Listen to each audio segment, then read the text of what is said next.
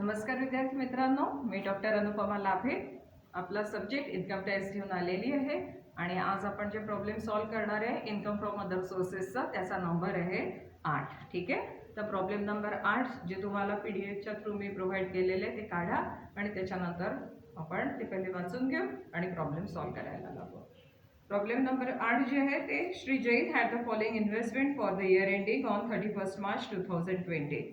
8% tax free government of India loan ₹15,000. त्यांनी दिले 8% tax free government of India loan. Government of India loan दिले, पुन्हा tax free दिलेले आहे, म्हणून हे आपण इन्कम फ्रॉम अदर सोर्सेसमध्ये एक्झाम म्हणून दाखवतो. त्याच्यावरती आपल्याला टॅक्स लागत नाही. 9.5% secure debentures of cotton mill ₹10,000. आता बघा, यांनी 10,000 कॉटन मिलची अमाऊंट दिलेली आहे आणि त्याच्यावरती म्हटले 9.5% सेक्युअर्ड डिबेंचर्स.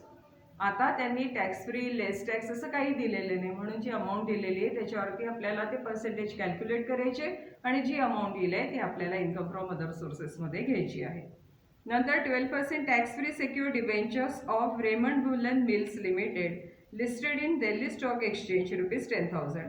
बघा, आता हे टॅक्स फ्री सेक्युअर्ड डिबेंचर्स म्हणून राहिले, पण ते कुठल्या कंपनी, गव्हर्नमेंटचे का, स्टेटचे का नाही, कुठल्याच गव्हर्नमेंटचे नसल्यामुळे त्याच्यावरती जरी त्यांनी म्हटलं असेल ते टॅक्स फ्री आहे तरी आपल्याला माहिती आहे की त्याच्यातला 10% जो आहे तो टॅक्स डिडक्ट केल्या गेलेला आहे आणि 90% अमाऊंट जी आहे ती आपल्या हातामध्ये आलेली आहे, म्हणून आपल्याला इथे क्रॉसिंग अप करावं लागतं. हे जर गव्हर्नमेंट सिक्युरिटीज असतील तर आपल्याला त्याच्यावरती क्रॉसअप करायची गरज पडलेली नसते.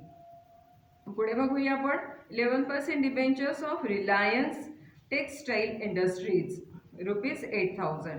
आता कोणाचं दिले? रिलायन्स टेक्सटाईल, म्हणजे पुन्हा गव्हर्नमेंटची नाही आहे, मग पण याच्यामध्ये लेस टॅक्स किंवा टॅक्स फ्री दिलेलं नाही आहे, म्हणून 8,000वरती 11% कॅल्क्युलेट करायचे आणि ती इन्कम फ्रॉम अदर सोर्सेसमध्ये ती अमाऊंट घ्यायची आहे.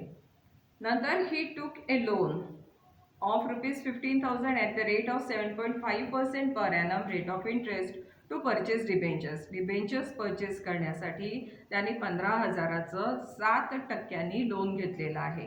मग आता जेव्हा डिबेंचर्स आपण टॅक्सेबल सिक्युरिटीमध्ये घेतलेले आहे तेव्हा त्याच्यासाठी जे आपण लोन घेतले आणि त्याच्यावर आपल्याला जो इंटरेस्ट पे करावा लागत आहे ते याच्यातनं काय होत असतं, जे आपल्याला इन्कम मिळत असतं त्याच्यातनं ते वजा होत असतं.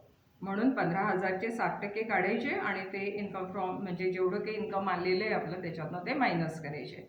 नंतर collection charges spend to collect the taxable interest this year amounted to ₹30.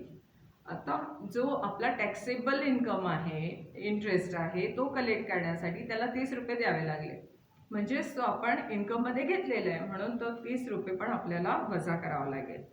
The interest is due on 1 January and 1 July on the securities. त्याला तो पे करावाच लागणार आहे, त्याच्यामुळे ते पूर्ण 30 रुपये जे दिलेले आहे ते आपल्याला तिथे वजा करायचे. Compute taxable income under the head income from other sources for the assessment year 2020-21. चला प्रॉब्लेम सॉल्व करायला लागूया. नेहमीप्रमाणे computation of income from other sources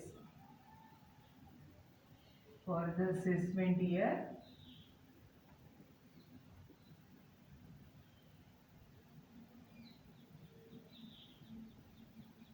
किती असेसमेंट इयर 2019-20 लिहून घ्यायचे 2019 आणि 20. चला पुढे बघूया काय काय दिले. पहिलं तर tax free government of India loan. Tax free government of India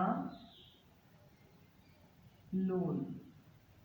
जसं मी तुम्हाला म्हटलं की त्याच्याबद्दल आपल्याला काही अमाऊंट लिहायची गरज नाही, म्हणून आपण तिथे काय लिहिणार आहे? डॅश देणार आहे. नंतर आहे 9.5% सेक्युअर्ड डिबेंचर्स. लिहूया पुढं 9.5% सेक्युअर्ड डिबेंचर्स. किती दिले आहे? ₹10,000. ₹10,000. मग आता या 10,000चे 9.5% काढायचे. किती येतात ते? ₹950. म्हणून आपण इथे किती लिहिली अमाऊंटमध्ये? 950. का बरं आपण याला ग्रॉस इन्कम करत नाही आहे? कारण आपल्याला त्याच्याबद्दल काहीच सांगितलं नाही. लेस टॅक्स आहे, टॅक्स फ्री आहे, त्यांनी फक्त ती अमाऊंट दिलेली आहे आणि त्यांनी पर्सेंटेज दिलेले आहे. म्हणून आपण त्या अमाऊंटवरती सरासरी तेवढे पर्सेंटेज कॅल्क्युलेट केले आणि अमाऊंट लिहून घेतलेली आहे. पुढे बघूया 12% tax free debentures. 12% tax free debentures. आता हे जे टॅक्स फ्री डिबेंचर्स आहे लिस्टेड आहे. आपण इथे लिहून घेऊया लिस्टेड. किती अमाऊंट दिलेली आहे त्याची? त्यांनी दिलेली आहे त्याची अमाऊंट जी आहे ती 10,000. अमाऊंट 10,000 दिलेली आहे. 12%. मग पहिले 10,000चे 12% काढायचे म्हणजे ते येतात 1,200. कॅल्क्युलेट करून बघा. 10,000 इंटू 12% किती आले? 1,200 रुपये. आता हे 1,200 रुपये जे आपल्या हातात आले त्याच्यातला म्हणजे 100% आपल्याला मिळाले इन्कम असं समजायचं. पण हे टॅक्स फ्री डिबेंचर्स आहे. आपल्या हातामध्ये जेव्हा ते इन्कम येतं तेव्हा त्याच्यातला टॅक्स आधीच काढलेला जातो. तो आपण किती समजतो? 10%. म्हणजे आपल्या हातात ॲक्च्युअली किती येत असं? 90. म्हणजे हे 1,200 रुपये हे किती टक्के आले आपल्या हातामध्ये? 90. पण आपण आपल्याला जे घ्यायचंय ते सकल घ्यायचंय. मग 100साठी किती? बरोबर आहे ना? म्हणून आपण काय करत असतो? मल्टिप्लाइड बाय 100 आणि डिवायडेड बाय 90 अशा याने आपण त्याचं क्रॉसिंग अप करत असतो, सकलीकरण करत असतो. आता किती आलेले आहे ते? अमाऊंट किती येईल त्याची? 1,333. ते 0.3333 येतं, पण आपण काय लिहिणार आहे? 1,333. पुढे बघूया 11% डिबेंचर्स ऑफ ₹8,000. नंतर दिलेले आहे आपण 11% डिबेंचर्स ₹8,000. किती आली अमाऊंट? 11% म्हणजे 880. म्हणून आपण इथे अमाऊंट किती लिहिलेली आहे? 880. आता याचे आपण काय करून घेऊ? टोटल करून घेऊ. अमाऊंट किती आली? 3,163. 3,163. आता याच्यात जसं मी तुम्हाला सांगितलेले होते डिडक्शन्स काय येणार आहे ते? लोन एक घेतलेलं होतं आपण. लोन कितीचं घेतलेलं होतं आपण? 15,000चं लोन 7% प्रमाणे. मग 15,000वर 7% काढायचे.